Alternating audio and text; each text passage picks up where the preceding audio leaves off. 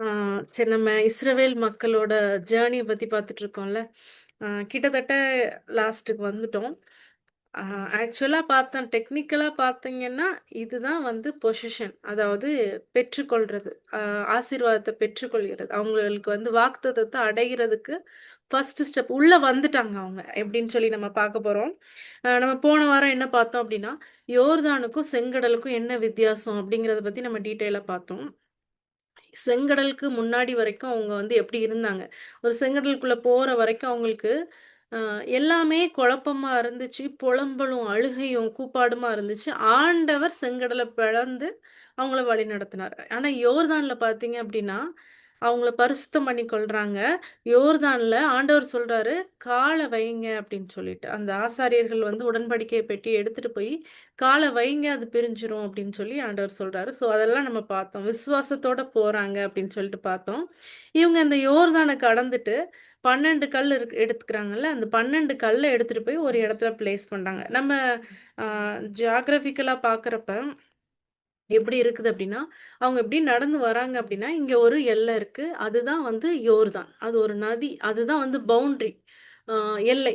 அ இந்த சைடு பார்த்தீங்க அப்படின்னா கானான். ஸோ இப்படி வராங்க. அவங்க இந்த யோர்தான கடந்துட்டாலே அவங்க வந்து எங்க வந்துட்டாங்க அப்படின்னா, ப்ராமிஸ் லேண்டுக்கு வந்துட்டாங்க. கானானுக்கு வந்துட்டாங்க. நம்மலாம் சில பேர் இந்த இடத்துல நின்னுட்டு இருக்கோம். அதனால தான் ஆண்டவர் நம்ம கூட பேசணும்னு நெனைக்கிறாருன்னு நெனைக்கிறேன். ஸோ என் வாழ்க்கையிலயும் நான் அத ஃபீல் பண்ணேன் இந்த வாரம் ஃபுல்லா. ஆண்டவர் குடுத்த வாக்குத்தத்தத்த நம்ம ரீச் ஆயிட்டோம். ஒரு விசுவாசத்தோட சில படி எடுத்து வச்சுட்டோம். ஆனா, அதுக்கப்புறம் நம்ம என்னென்ன பண்ணணும்? அந்த இடம் எப்படிப்பட்டது? அப்படின்னு சொல்லி நம்ம இன்னைக்கு பார்க்க போறோம். இது நிச்சயமா நம்மளுக்கு பிரயோஜனமா இருக்கும்னு நான் விசுவாசிக்கிறேன். இஸ்ரவேல் மக்கள் வந்து ஏன் புலம்புனாங்க? கொஞ்ச நாளுக்கு முன்னாடி பார்த்தீங்க அப்படின்னா, எகிப்த பத்தியே யோசிச்சுட்டு இருந்தாங்க. திடீர்னு எப்படி அவங்க மாறிட்டாங்க? அப்படின்னு சொல்லி நம்ம பார்த்தோம்னா, அ இஸ்ரவேல் மக்கள் எகிப்துல இருக்கும்போது அவங்க அடிமையா தான் இருந்தாங்க. அவங்களுக்கு ஐடென்டிட்டி அவங்களுக்கு அடையாளம் எதுவுமே கிடையாது. ஒரு தேசத்துக்கு கீழ அடிமையா இருந்தாங்க. டெய்லி வேலை செஞ்சாங்க. அவங்களுக்கு ஒரு எதிர்காலம் இல்ல. அவங்களுக்காக ஒரு ரிலீஜன் அந்த மாதிரி கூட அவங்களால இருக்க முடியாது. ஆண்டவர ஃப்ரீயா வொர்ஷிப் பண்ண முடியாது. ஆனா, அவங்களோட நோக்கம் என்ன எப்படி இருந்துச்சு அப்படின்னா, சாப்பாடு கிடைக்குது இன்னைக்கு. அவ்வளோதான். அப்படின்னு சொல்லிட்டு அது ஒரு கம்ஃபர்டபுளா ஆயிட்டாங்க. நம்மள்ல சில பேர் அப்படிதான் இருக்கோம். டாக்ஸிக் கம்ஃபர்டபிலிட்டி அப்படின்னு சொல்லி சொல்றாங்க. மோசமான சூழ்நிலையில நம்ம சர்வை பண்ண ஆரம்பிச்சுட்டோம். இப்போ சில நேரம் நம்மளுக்கு உடம்பு சரியில்லன்னு வைங்களேன், யாராவது வந்து சாப்பாடு எடுத்துட்டு வருவாங்கல்ல. சாப்பாடு எடுத்துட்டு வந்தோனே, ஒரு 3 நாள் உடம்பு சரியில்லாம இருக்கும். 4வது நாளு நல்லா ஆயிட்டாலுமே, "இல்ல எனக்கு உடம்பு சரியில்ல" அப்படின்னு சொல்லி அது உடம்பு சரியில்லாதப்பலாம் எப்படி ப்ரேயர் பண்ணியிருப்போம் அப்படின்னா, "எப்ப நான் சரியாகணும்? சரியாவேன்னு தெரியல ஏசப்பா எனக்கு சுகம் குடுங்க" அப்படின்னு சொல்லி ப்ரேயர் பண்ணியிருப்போம். ஆனா, அந்த உடம்பு சரியில்லாம ஆயி சரியானதுக்கு அப்புறமும் எந்திக்காம எந்திரிச்சா வேலை செய்யணுமே, யாராவது வந்து சாப்பாடு குடுத்தா நல்லாருக்கும். அப்படின்னு சில பேருக்கு தோணும்ல. அந்த மாதிரி ஒரு ஜோன்ல தான் இஸ்ரவேல் மக்கள் இருந்தாங்க. எல்லாம் மோசமா தான் இருக்கு சூழ்நிலை. அது கரெக்ட் கிடையாது. அவங்க அதிலயே இருந்தாங்கன்னா அவ்வளோதான். அழிஞ்சு போயிடுவாங்க. அவங்க கூக்குரல் இடுறாங்க. "ஆண்டவரே என்னை இதுலருந்து காப்பாத்துங்க ஏசப்பா" அப்படின்னு சொல்லிட்டு. ஆனா, அதுக்கு ஒரு ஜெபத்துக்கு ஒரு ஆன்ஸர் கிடைக்கும்போது அவங்க அக்செப்ட் பண்ண முடியல அவங்களால. ஏன்னா சில அசௌகரியங்கள் இருந்துச்சு. என்னன்னு பார்த்தீங்கன்னா, நான் அவங்க புலம்பலே நமக்கு தெரிஞ்சிருக்கும். எகிப்தில இருக்க வெங்காயம் இல்ல, வெள்ளைப்பூடு இல்ல அப்படின்னு சொல்லிட்டு, அதையே யோசிச்சுட்டு இருந்தாங்க. அந்த கம்ஃபர்ட்லயே இருந்துட்டாங்க.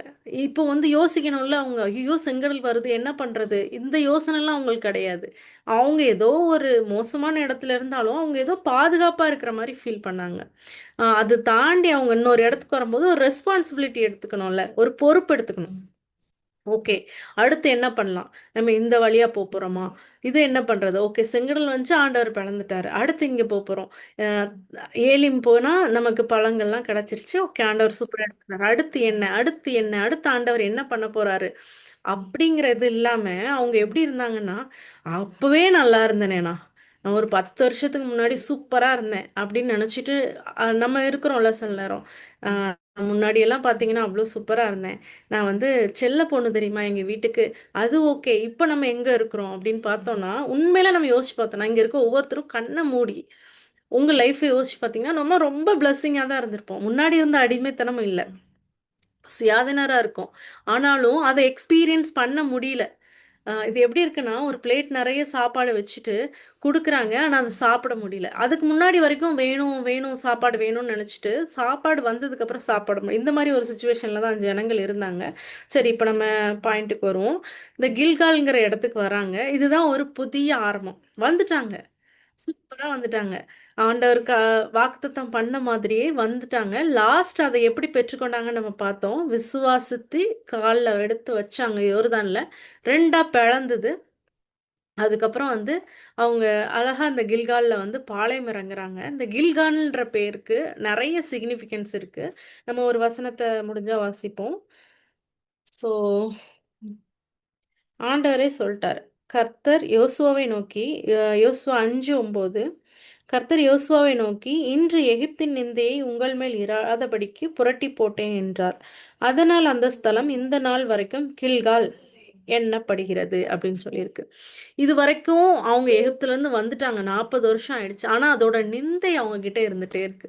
இந்த எகிப்தின் நிந்தையோட இஸ்ரவேலுக்குள்ள பிரவேசிக்க முடியாது. நம்ம ஏற்கனவே நான் சொன்ன மாதிரி பழைய திராட்சை ரசத்தை புது துருத்தியில ஊத்த முடியாது. இவ்ளோ மோசமான மைண்ட் செட் இருக்கிற ஒரு ஒரு ஒரு கூட்ட ஜனங்களால ஒரு ராஜ்யத்தை அமைக்க முடியாது. இவ்ளோ கஷ்டத்துல புலம்பிக்கிட்டே இருக்கிற நம்மளால ஆசீர்வாதத்தை சுதந்திரிக்க முடியாது. இதுதான் ஆண்டவரோட ரூல். ஆண்டவர் ரூலை மாத்தவே இல்லை. அவர் ஒரு ப்ராமிஸ் கொடுத்தாருன்னா அது கூட்டிட்டு போவார். ஆனா அதுக்காக சில ரூல்ஸ் இருக்கும். ரெஸ்பான்சிபிலிட்டி இல்லை ஃப்ரீடம் வந்து ஒரு ரூல் தான் பெற்றுக்கொள்ள முடியும். திடீர்னு இஸ்ரேல் மக்களை எகிப்துல இருந்து விடுதலை பண்ணிட்டார் ஆண்டவர். ஓகேவா? ஆனா அவர் அவங்கள வந்து கொண்டு ஒரு ராஜ்யத்தை அமைக்காம அப்படியே விட்டுட்டாருன்னா அவர் கூட்டு வந்து என்ன பிரயோஜனம் இல்ல? ஆண்டவரோட திட்டம் என்னன்னா, அவங்கள விடுதலையாக்குறது மட்டும் இல்ல, ராஜாங்கத்துல வைக்கணும். நம்ம ஒவ்வொருத்தர் மேலயும் ஆண்டவரோட விஷன் இருக்கு. இது மட்டும் கிடையாது. உன்னோட வாழ்க்கை வந்து இதோட முடிய போறதில்ல. இப்படியே சர்வைவல் மோட்லயே நம்ம நெறைய பேர் அப்படியே, ஆ போச்சா? இன்னைக்கு போச்சா? நாளைக்கு என்ன? இஸ்ரேல் மக்களும் அப்படிதான் இருந்தாங்க. இன்னைக்கு ஓகே. இன்னைக்கு பாடு போச்சு. சாப்பாடு முடிஞ்சிருச்சு. அடுத்தது? அப்படின்னு சொல்லி யோசிச்சுட்டே ரொம்ப காலத்த வேஸ்ட் பண்ணிட்டாங்க. 40 வருஷத்த வனாந்தரத்துல வேஸ்ட் பண்ணிட்டாங்க. நம்ம ஒருவேளை அந்த மோட்ல இருந்தோம்னா, இப்போ வந்து சர்வைவல்ல இருந்து த்ரைவ் ஆகுற மோட். நம்ம வந்து சுதந்தரித்துக் கொள்ள போறோம். அந்த மோடுக்கு நம்ம மாறணும். இஸ்ரவேல் மக்கள் எப்படி வந்து யோசுவா கீழ வந்துட்டு, நான் சுதந்தரிக்க போறேன். நான் இதுல வந்து யோர்தான்ல நான் இறங்கிட்டேன். இதுக்கப்புறம் நான் தாண்டி போக போறேன். அப்படின்னு சொல்லி ஒரு சுதந்தரிக்கிற ஒரு மோடுக்கு மாறுனாங்களோ, அதே மாதிரி நான் சுதந்தரிக்க போறேன். சாப்பாட பத்தி நம்ம என்னைக்கு பேசுறோமோ, ஆ, அன்னைக்கு வரைக்கும் வந்து பேசிக்கான நிலைமையில இருக்கோம்னு தான் அர்த்தம். அதாவது சாப்பாடு நல்ல விஷயம் தான். அதெல்லாம் ஓகே தான். சாப்பாடு பத்தியே யோசிச்சுட்டு இருக்கோம் அப்படின்னா, இன்னும் நம்ம அடுத்த லெவலுக்கு போகல அப்படின்னு அர்த்தம். இஸ்ரவேல் மக்களுக்கு என்ன ஆச்சு அப்படின்னா, அந்த கில்கால்ன்ற இடத்துல பாளையம் இறங்குறாங்க. அந்த 12 கல் எடுத்துட்டு வந்தாங்கல்ல, அத ஞாபகார்த்தமா நட்டு வைக்கிறாங்க. இதுக்கு முன்னாடி யாராவது இஸ்ரவேல்ல இருந்து எகிப்துல இருந்து புறப்பட்ட ஜனங்கள், அவங்களோட அடுத்த ஜெனரேஷன பத்தி ஏதாவது யோசிச்சாங்களா? இல்ல. வெங்காயம் இல்ல, வெள்ளைப்பூடு இல்ல, காடை இல்ல, இது இல்ல, தண்ணி கசப்பா இருக்கு. இப்படிதான் யோசிச்சாங்களே தவிர, அடுத்து என்னன்னு யோசிக்கல. ஆனா இந்த மக்கள் பாருங்க, பெற்றுக்கொள்ளக்கூடிய மனநிலை எப்படி ஒரு மனசு மாறுதுன்னு பாருங்க. அதை எடுத்துட்டு வந்து நாட்டி வைக்கிறாங்க. அந்த 12 கல்ல ஞாபக கல்லா நாட்டி வைக்கிறாங்க கில்கால்ல. இந்த கில்கால்ன்ற இடத்துல தான் ஆண்டவர் எகிப்தோட மைண்ட் செட்டை மாத்தி பெற்றுக்கொள்கிற மைண்ட் செட்டை மாத்துறாரு. இந்த கில்கால் வந்து ஒரு ஸ்பிரிச்சுவல் கேம்ப். அதாவது அவங்களோட மனசுல ஒரு மாற்றத்தை கொண்டு வந்த ஒரு இடம். அது மட்டும் இல்ல மிலிட்டரி கேம்ப். யோசுவா 10:15 பார்த்தீங்க அப்படின்னா, யோசுவா வந்து நிறைய யுத்தங்களை பண்ணணும். இதோட முடிஞ்சிடல. அவங்க ஒரு தேசத்துல ஒரு ஓரமா தான் வந்திருக்காங்க. இன்னும் அவங்க பெற்றுக்கொள்ளல. வாக்குத்தத்தம் இருக்குது. கிட்டத்தட்ட வந்துட்டோம். ஆனா இன்னும் பெற்றுக்கொள்ளல. இந்த இடத்துல சோர்ந்து போய் அவங்க உட்கார்ந்துடக்கூடாது. ஒருவேளை உங்களுக்கு ஆண்டவர் வாழ்க்கையில புதுசா ஏதாவது காரியத்தை பண்றாரு அப்படின்னா, அவ்வளோதான் அப்படின்னு கிடையாது. அதுக்கான ரெஸ்பான்சிபிலிட்டி நம்ம எடுத்துக்கணும். யோசுவா எப்படி யுத்தங்கள பண்ணாரோ, எரிகோ கோட்டைய விழுந்து அந்த எரிகோன்றது தான் ஃபர்ஸ்ட் சிட்டி. அவங்க பெற்றுக்கொண்ட ஃபர்ஸ்ட் சிட்டி. அது எவ்வளோ அழகா ஆண்டவர் ஆரம்பிச்சு வைக்கிறாரு பாருங்க. ஆர்ப்பரிப்போட அந்த இடத்துல. ஸோ அவரோட பிளான் இப்போ உங்க லைஃப் எடுத்துக்கோங்களேன். ஜெனிதா அப்படின்னா ஆண்டவர் ஒரு பிளான் வச்சிருப்பார். ஓகே, ஜெனிதா வந்து குழந்தையில படுறாளா, இன்னைக்கு டேட்ல இந்த கஷ்டம் அவ பட்டிருக்கணுமே, பட்டா கொஞ்சம் அறிவு வரும் அவளுக்கு. அடுத்து பின்னாடி அவ 36 வயசு வரப்போ அதை வந்து யோசிப்பா. ஸோ இந்த கஷ்டம் அவளுக்கு குடுக்கணும். அப்டின்னா, இது சின்ன கஷ்டம் தான். அவ புரிஞ்சுப்பா. அவ கத்துக்கிட்டான்னா ஓகே அப்டின்னு. வச்சிருப்பாரு. பிளான் சூப்பரா ப்ளூ பிரிண்ட் கரெக்ட்டா இருக்கும். அவர் கையில இருக்கு. அதுதான் நம்ம சொல்றோம். காலங்கள் அவரோட கையில இருக்கு அப்டின்னு சொல்ட்டு. ஸோ அது கத்துக்கலையா? சரி இத விட பெரிசா ஏதாவது ஒண்ணு குடுப்போம். எப்டி இஸ்ரவேல் மக்கள 40 வருஷம் அலக்கழிச்சாரோ, அந்த மாதிரி நமக்கு தாங்க கஷ்டம். அவர் குடுக்குற பாடத்த நம்ம கற்றுக்கலனா, நமக்கும் கஷ்டம். ஆண்டவர் வச்சிருக்க திட்டம் நிறைவேறாம போயிரும்ல. ஸோ எவ்வளோ சீக்கிரம் சில விஷயங்கள நம்ம கத்துக்கிறோமோ, அவ்வளோ சீக்கிரம் ஒவ்வொரு இடத்துக்கு நம்ம போயிட்டே இருப்போம். ஸோ இந்த இடத்துல வந்து ரெஸ்பான்சிபிலிட்டி எடுத்துக்க வேண்டிய ஒரு சூழ்நிலை வருது. கில்கால்ல பார்த்தீங்க அப்படின்னா, இன்னொரு ஒரு சிக்னிஃபிகன்ட்டான ஈவென்ட் என்னன்னா, இவ்ளோ நாள் அவங்க சாப்பாடுக்கு என்ன பண்ணாங்கன்னு நமக்கு தெரியும். மன்னா. ஒவ்வொரு நாள் காலையில அவங்க எந்திரிச்ச உடனே ஃப்ரெஷ் ஃபுட் அப்படியே விழுந்து கிடக்கும். சூப்பரா எடுத்து நமக்கு அப்படி இருந்தா நல்லா இருக்கும்ல ஆக்சுவலி. ஸோ ஆண்டவர் வந்து அப்படி குடுத்துருக்காரு. 40 வருஷம். அ பார்த்தீங்க அப்படின்னா, இப்ப இருக்கிற அந்த யோசுவா கீழ இருக்கிற நெறைய பேரு அதெல்லாம் 40 வருஷம் சாப்ட்டுருக்காங்க. ஸோ, அவங்களுக்கு வந்து கிட்டத்தட்ட எல்லாம் மறந்திருக்கும். வேற என்ன சாப்பாடு இருக்குன்றதே மறந்திருக்கும். இங்க உள்ள வந்த உடனே மன்னா நின்றுச்சு. கில்கால்ல வந்து ஒரு நாள் காலையில எந்திச்சு பார்த்தாங்கன்னா, மன்னா இருக்காது. ஆக்சுவலி அவங்க என்ன பண்ணியிருக்கணும்? இவ்ளோ நாள் நம்ம பார்த்த இஸ்ரவேல் மக்கள வச்சு யோசிச்சு பார்த்தோம் அப்டின்னா, என்ன பண்ணியிருக்கணும்னா, ஐய்யய்யோ! சாப்பாடு இல்லையே! நான் என்ன பண்றது? அப்படின்னு சொல்லி யோசுவாவுக்கு விரோதமா புலம்பியிருக்கணும். நான் பேசாம எகிப்துக்கே போயிருப்பேன். அங்க பிரேத குழி இல்லன்னா இங்க கூட்டிட்டு வந்தீங்க. பட்னியா போட்டு கொல்றீங்களே! அப்படின்னு சொல்லி புலம்பியிருக்கணும். கரெக்ட்டா? ஆனா அந்த ஜனங்கள் பண்ணல. எவ்வளோ ஒரு சேஞ்ச் பார்த்தீங்களா? புலம்புறத நான் நிறுத்துறேன். அப்படின்னு சொல்லிட்டு அவங்க நிறுத்திட்டாங்க. யோர்தானுக்கு கீழயே விட்டுட்டு போயிட்டாங்க. புலம்பல் வேணான்னு. ஒருவேள அவங்க புலம்பியிருந்தாங்கன்னா, மறுபடியும் ஆண்டவர் இன்னொரு யூ டர்ன போட்டு சுத்த வச்சிருப்பாருன்னு நெனைக்கிறேன். ஸோ அவங்க அந்த மைண்ட் செட்ல இல்ல. அவங்க புது மனுஷங்க. ஒரு புது ஆரம்பத்துக்கு அவங்க வந்துட்டாங்க. இப்போ அவங்க புலம்பாம கல்டிவேட் பண்றாங்க. "தேசத்தின் கனிய புசிப்பீங்க" அப்படின்னு சொல்லி ஆண்டவர் சொல்லியிருக்கார்ல. ஸோ எல்லாமே டிஃபரெண்ட். ஓகே அடுத்து என்ன? நம்ம இந்த தேசத்துக்கு போகணும். ஸோ இங்க இருக்கிற எல்லாம் அறுவடை பண்ணி சாப்பிடலாம் அப்படின்னு சொல்லி அவங்க ஆரம்பிக்கிறாங்க. அப்புறம் நமக்கு தெரியும், அங்க இருந்து யோசுவா வேவு பார்க்க அனுப்புறாரு. இப்போ வந்து ஒரு ஒரு நல்ல ஒரு கேரக்டர் இன்ட்ரோடியூஸ் ஆகுறாங்க. நான் ஸ்டார்ட்டிங்ல இவங்கள பத்தி பேசினேன். இன்னொரு வாட்டி நம்ம சும்மா ரீகால் மட்டும் பண்ணிக்கலாம். ராகாப். ஸோ யோசுவா வந்து 2 பேர அனுப்புறாரு அப்படின்னு சொல்லி பார்த்தோம். மோசே வந்து 12 பேர அனுப்புனாரு. 10 பேரு மோசமான ரிப்போர்ட் கொண்டு வந்தாங்க. 2 பேர் நல்ல ரிப்போர்ட் கொண்டு வந்தாங்க.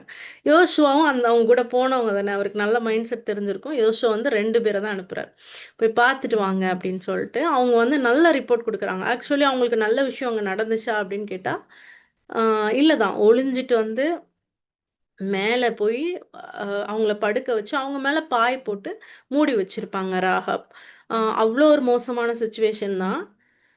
அந்த 12 பேர் போனவங்களுக்குலாம் அப்படி சிச்சுவேஷன் அந்த மாரி தெர்ல. இவங்களுக்கு தான் ஆக்சுவலி மோசமான சிச்சுவேஷன். ஸோ இவங்க வந்து சொல்லியிருக்கலாம். "ஐயய்யோ! அந்த ஜனங்கள் தொரத்திட்டாங்க. எங்களால முடியல. ரொம்ப கஷ்டப்பட்டோம்." அப்படின்னு சொல்லியிருக்கலாம். ஆனா அவங்க அப்படி சொல்லி பொலம்பல. "நாங்க போய் எளிதாய் நம்ம சுதந்தரித்துக் கொள்ளலாம்." அப்படின்னு சொல்லி சொன்னோனே, எல்லாரும் வந்து ஹாப்பியா ஆயிட்டாங்க. எல்லாம் வராங்க. இந்த ராகாப்ன்ற கேரக்டர் பார்த்தோம் அப்படின்னா, ஆண்டவர பத்தி கேள்வி தான் படுறாங்க. ஒரு ஃப்ராக்ஷன் ஆஃப் செகண்ட்ல அவங்க மனசு மாறிடுச்சு. 40 வருஷம் இஸ்ரவேல் ஜனங்கள் ஸ்ட்ரகிள் ஆயிட்டு, இந்த விசுவாசம் இல்லாம இருந்ததுக்கு, இந்த கடைசி காலத்துல கரெக்ட்டா வந்து ஆட் ஆகுறாங்க. யோர்டான கடந்து ஒரு இடத்துல வந்து ஆட் ஆகும்போது கரெக்ட்டா வந்து ஜாயின் ஆயிட்டாங்க ராகாப். ஸோ அவ்வளோதான். ஒரு செகண்ட்ல நம்ம மனசு, "இல்ல இனிமே எனக்கு இது வேண்டாம். இந்த புலம்பல், இந்த பிரச்சனை எனக்கு வேண்டாம்." அப்படின்னு ஒரு செகண்ட்ல நம்ம மாறுனோம்னா போதும். ஏங்க இஸ்ரவேல் மக்கள் கூட ஒரு ஒரு இடத்துல ஒரு நல்ல இதுல தான் இருந்தாங்க. அடிமையா இருந்தாங்க ஓகே. ஆனா இவங்க ராகாப் பார்த்தீங்கன்னா, அவங்க நெனச்சிருக்கலாம், ஆண்டவர் என்னைய எப்படி சேர்த்துப்பாரு? அந்த ஜனங்கள் கூட நான் எப்படி சேர முடியும்? அவங்கலாம் பரிசுத்தமானவங்க. ஆண்டவர் அவ்ளோ தூரம் கூட்டிட்டு வராரு. நான் ஒரு மோசமான தொழில் செய்றவ. அதுவும் நான் ரொம்ப ஃபேமஸ். அலங்கத்துக்கு மேலேயே இருக்கிறேன். யாரு வந்தாலும் என்கிட்ட தான் வருவாங்க.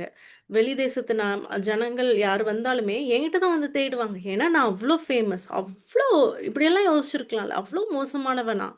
நான் எப்படி அவங்க கூட போய் சேர முடியும்? அந்த ஜனங்கள் கூட போய் நான் எப்படி சுதந்தரிக்க முடியும்? அப்படின்னு ஒரு எண்ணம் வந்திருக்கலாம். ஆனா அவ நம்புனா. இல்ல. நான் அவங்க கூட போகணும் அப்படின்னு சொல்லி ஒரு ஸ்டெப் எடுத்து வைக்கிறாங்க. எடுத்து வச்சு அந்த அந்த அழகா அவங்கள பாதுகாத்து அனுப்பிச்சு விட்டுட்டு அவங்க கிட்ட ஒரு ப்ராமிஸையும் வாங்கிட்டு அந்த ரெட் கலர் நூலை உடனே கட்டி தொங்க விட்டு ரெடி ஆயிட்டாங்க. ஸோ இப்போ வந்து இந்த ஜனங்கள் கில்கால்ல இருக்காங்க. இப்போ அவங்க வந்து கில்கால்ல எவ்வளோ நாள் இருந்தாங்கன்றது நமக்கு தெரியல. அது கரெக்டான ரெக்கார்டு இல்ல. ஆனா நம்ம பார்த்தோம் அப்படின்னா, ஒரு பல மாதங்கள் அங்க இருந்தாங்க அப்படின்னு சொல்லி நம்ம தெரிஞ்சுக்கலாம். ஏன்னா, யோசுவா அங்க வந்து மிலிட்டரி கேம்ப் போட்டுட்டு நெறைய இடத்துல யுத்தம் முடிச்சுட்டு வந்தாரு. அப்புறம் கல்டிவேட் பண்றாங்க. அதாவது அவங்க தேசத்தின் பலன புசிக்கிறாங்க. அ செடி வச்சு அறுவடை பண்ணி புசிக்கிறாங்க. ஸோ, அவங்க கொஞ்ச நாள் அங்க இருக்கிறாங்க. இப்பதான் வந்து எரிகோ கோட்டை வருது. எரிகோ கோட்டையில வந்து 7 நாள் சுத்தி வராங்க. 7வது நாள் ஆர்ப்பரிக்கிறாங்க. ஃபர்ஸ்ட் விக்டரியே எப்படி இருக்கு பாருங்க. ஆண்டவர் கொண்டு வர ஃபர்ஸ்ட் விக்டரி. அவங்க கால எடுத்து வச்சு வெயிட் பண்ணிட்டு, ஓகே அடுத்து நம்ம சுதந்தரிக்க போறோம் அப்படின்னோனே, யுத்தத்துக்கு பழக்குறாரு ஆண்டவரு. எப்படின்னா, ஆராதனையின் மூலம், ஒபீடியன்ஸின் மூலம் பழக்குவிக்கிறார் ஆண்டவர். அதுக்கு முன்னாடி 2 விஷயம் நடக்குது. அந்த யுத்தத்துக்கு முன்னாடி பார்த்தோம் அப்படின்னா, பஸ்கா. இவ்ளோ வருஷம் அங்க ஃபுல்லா சுத்திட்டு இருந்தாங்க. அதெல்லாம் அவங்களால பண்ண முடியல.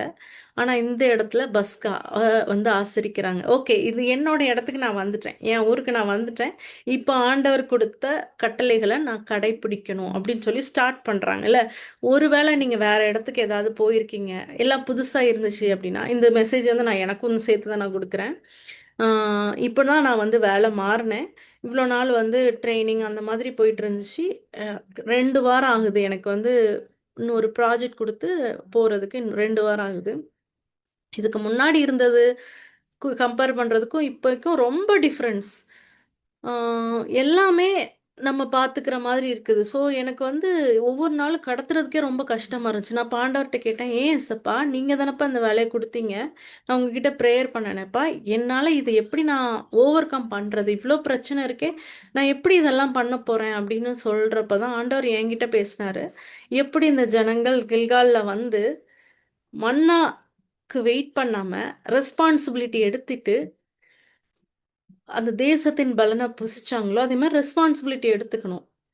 அடுத்த லெவலுக்கு போணும்னா ரெஸ்பான்சிபிலிட்டி எடுத்துக்கணும் அப்படின்னு சொல்லி ஆண்டவர் எனக்கு கற்றுக் கொடுத்தாரு. ஸோ நான் அத தான் இந்த 2 வாரமா பிராக்டிஸ் பண்ணேன். இப்ப எல்லாம் சரியாயிட்டுன்னு இல்ல. ஆனா எனக்கு ஒரு தைரியம் இருக்கு.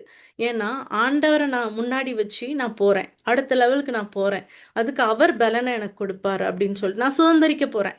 நான் சுதந்தரிச்சுட்டேன் அப்படின்னா, அது என்னோட நிக்காது. நான் பங்கிட்டு குடுப்பேன். இல்ல அதுதானே யோசுவா பண்ணாரு.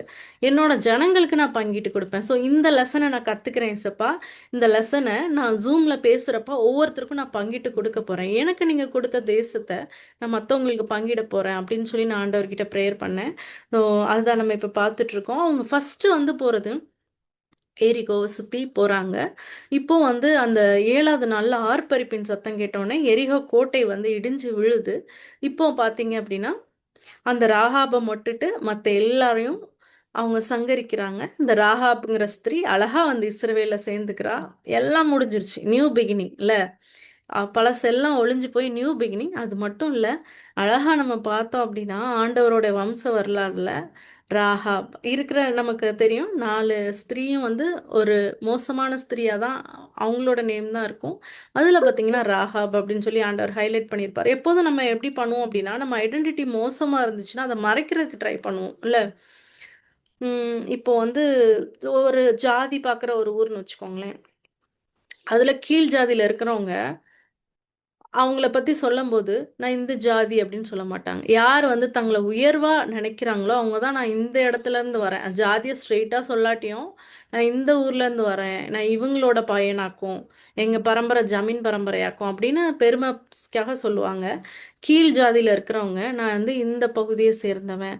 அ அப்படின்னு சொல்லி சொல்ல மாட்டாங்க. ஏன் அப்படின்னா, ஒருவேளை நம்மள அசிங்கமா நினைச்சுருவாங்களோ அப்படின்னு சொல்லி ஒரு தாழ்வு மனப்பான்மை இருக்கும். ஆனா ஆண்டவரோட வம்ச வரலாறு பார்த்தீங்க அப்படின்னா, ராகாப் இடத்துல இவங்கள பெற்றான் அப்படின்னு சொல்லிட்டு தாமார் இடத்துல பெற்றாங்க.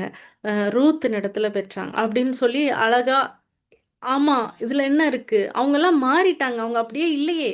அவங்க ஒரு ஸ்டேஜ்ல தப்பு பண்ணவங்க தான். ஆனா மாறிட்டாங்க அப்படின்னு சொல்லி ஆண்டவர் அந்த வம்ச வரலாறுலயே நெறைய விஷயத்த பிரேக் பண்ணிட்டாரு. ம். ஸோ இப்போ நம்ம இன்னைக்கு என்ன பார்த்துருக்கோம் அப்படின்னா, கில்கால பத்தி பார்த்துருக்கோம். நம்மளோட எகிப்தின் நிந்தைய நம்ம ஒவ்வொருத்தரும் நம்ம மனசுக்குள்ள சொல்லிடலாம். ஏசப்பா, எகிப்தின் நிந்தைய என்னட்டருந்து புரட்டி போட்டீங்க. அதுக்காக நன்றி. இப்ப நான் புதுசு. இப்ப நான் பழைய புலம்பல் கிடையாது. நான் புலம்புகிற ஜெனிதா கிடையாது. என்னால இது மேனேஜ் பண்ண முடியல. இது இப்படி இருக்கு, அது அப்படி இருக்கு. அவங்க இப்படி பண்ணிட்டாங்க, இவங்க இப்படி பண்ணிட்டாங்க. என்னால இத மேனேஜ் பண்ண முடியல. எனக்கு தூக்கம் இல்ல, சாப்பாடு இல்ல. அதெல்லாம் நான் பண்ண மாட்டேன்ப்பா. நான் அடுத்து என்ன பண்ணலாம்? என் ஊழியத்துல நான் அடுத்து என்ன பண்ண பண்ண போறேன்? என் பிள்ளைங்களுக்கு நான் என்ன பண்ண போறேன்? என்னை இப்படியே நீங்க வைக்க போறதில்ல. எனக்காக தேசத்த நீங்க குடுக்க போறீங்க. அத நான் பெற்றுக்கொள்றதுக்கு நான் என்ன பண்ணணும்? என்னோட கைய நீங்க யுத்தத்துக்கு பழக்க வைக்க போறீங்க. ஸோ நான் அதுக்கு தகுதியா இருக்கேன் அப்படின்னு சொல்றப்போ, நம்ம உண்மையான சுதந்திரத்துக்குள்ள போவோம். இப்போ வந்து என்டர் ஆயிருக்கோம். ஒவ்வொருத்தரும் நம்ம வாழ்க்கையில. நிச்சயமா சுதந்திரத்துக் கொள்வோம். நம்ம ஒவ்வொருத்தரையும் ஆண்டவர் சாட்சியா நிறுத்துவாரு. நான் இன்னும் இந்த ஆஃபீஸ்ல போயிட்டு நான் என்னென்ன ஆண்டவர் எனக்கு செய்றாருன்னு நான் வந்து உங்களுக்கு கண்டிப்பா சாட்சியா அறிவிப்பேன். நான் அந்த வேலை ஜாயின் பண்ண முன்னாடியே நான் உங்களுக்கு சொன்னேன். எனக்கு ஆண்டவர் ஒரு வேலைய தருவாரு. நான் சாட்சி சொல்லுவேன் அப்படின்னு சொல்லிட்டு நான் சொல்லியிருந்தேன். அதே மாரி நான் இப்ப சொல்றேன். இந்த இடத்துல நான் ரெஸ்பான்சிபிலிட்டி எடுத்துக்கிட்டதுனால கஷ்டம்தான். சில விஷயம் கஷ்டம்தான். வானத்துலேருந்து ஈஸியா கிடைச்ச விஷயம், ஒரு செடி நட்டு, தண்ணி ஊத்தி, பாதுகாத்து, வளர்த்து, எடுத்து சாப்பிடுறது 2க்கும் டிஃபரன்ஸ் இருக்கு. நெறைய எஃபோர்ட் போடணும் தான். ஆனா, அது ஆண்டவரோட திட்டம்ல. உங்க வாழ்க்கையில இவ்ளோ நாள் நடந்தது ஆண்டவரோட திட்டம்ல. இவ்ளோ நாள் மெஸ்அப் ஆயிருக்கலாம். இது சரியில்லாம போயிருக்கலாம். ரொம்ப நாள் ஒரு இடத்துல நம்ம தேங்கி இருந்திருக்கலாம். அடுத்த ஸ்டெப் மூவ் ஆக முடியாம. ரொம்ப நாள் புலம்பிக்கிட்டே இருந்திருக்கலாம். ஆண்டவர் செய்ற அற்புதத்த புரிந்து கொள்ளாம இருந்திருக்கலாம். நம்ம கில்கால் வந்ததுக்கு அப்புறம், இப்போ நம்ம யோசிக்க வேண்டியதெல்லாம் என்னன்னா, பஸ்கா. ஓகே. பஸ்கா ஆசரிக்கும்போதே அவங்களுக்கு எப்படி இருந்திருக்கும்ல. ஆண்டவர் வந்து எகிப்துலருந்து நம்ம ஆசரிச்சோம். எப்படி இருந்துச்சு? அந்த இடத்துலருந்து கூட்டிட்டு வந்தாரு. இப்ப இவ்ளோ தூரம் கூட்டிட்டு வந்துட்டாரு. அவரு எவ்ளோ நல்லவரு அப்படின்னு நெனச்சிருப்பாங்க. உடன்படிக்கை அந்த சர்க்கம்சிஷன் பண்றப்ப யோசிச்சிருப்பாங்க. ஆண்டவருக்கும் நமக்குமான உடன்படிக்கை அப்படின்னு சொல்லி மேலானவைகளை யோசிக்க ஆரம்பிச்சாங்க. ஸோ நம்மளும் மேலானவைகளை யோசிக்கும்போது, கண்டிப்பா நம்ம சுதந்திரித்துக் கொள்வோம். தொடர்ந்து நம்ம இதுக்கப்புறம் வந்து என்னென்ன வரும் அப்படின்னு பார்த்தீங்கன்னா, எரிகோ கோட்டைக்குள்ள பிரவேசிச்சு அத எடுத்துக்கிட்டாங்க.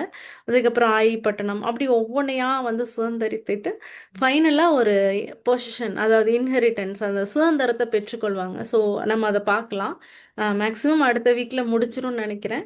நான் உங்களுக்காக தினமும் நான் ப்ரேயர் பண்ண போறேன். ஆண்டவரே, இத சுதந்திரத்துக் கொள்ள எல்லாருக்கும் நீங்க உதவி செய்வேன்னு நீங்க சொல்லியிருக்கீங்க.